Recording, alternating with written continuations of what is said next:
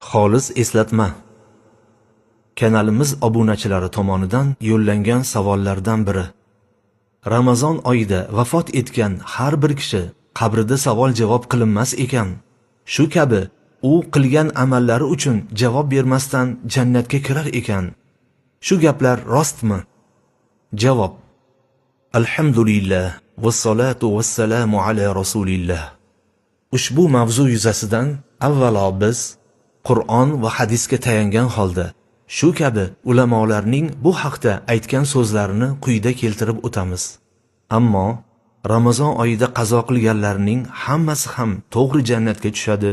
Ramazon oyida vafot etgan har bir kishi qabrida savol-javob qilinmas ekan. Shu kabi u qilgan amallari uchun javob bermasdan jannatga kirar ekan. Ramazon hurmatidan savoli ortga suriladi. Ramazon tugashi bilan qilganiga yarasha beriladi degan gaplar biror asosga ega emas.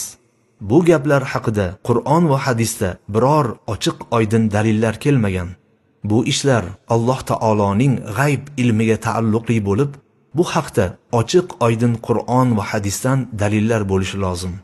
To'g'ri, Ramazonning fazilatlaridan biri Abu Hurayra radhiyallohu anhu dan rivoyat qilingan hadisda Nabiy sallallohu alayhi va sallam shunday marhamat qilganlar: Ramazon oyi kelganda jannat eshiklari ochiladi, do'zax eshiklari yopiladi.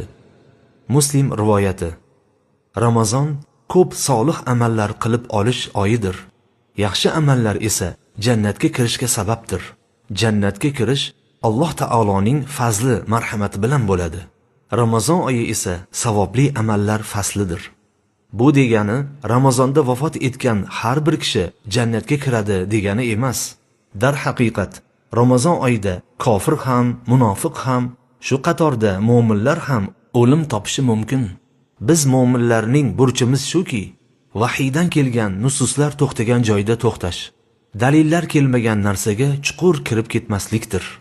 Agar biz ushbu mavzuda hadis-i shariflarga murojaat qiladigan bo'lsak, Anas radhiyallohu anhu dan rivoyat qilingan hadisda Nabiy sallallohu alayhi va sallam shunday deganlar: Banda qabriga qo'yilib, sohiblari qaytib ketishar ekan, shippaklari tovushini eshitib turganida, oldiga kelgan ikki farishta uni o'tirg'izib, bu odam, ya'ni Muhammad sallallohu alayhi va sallam haqida nima der eding, deyishadi.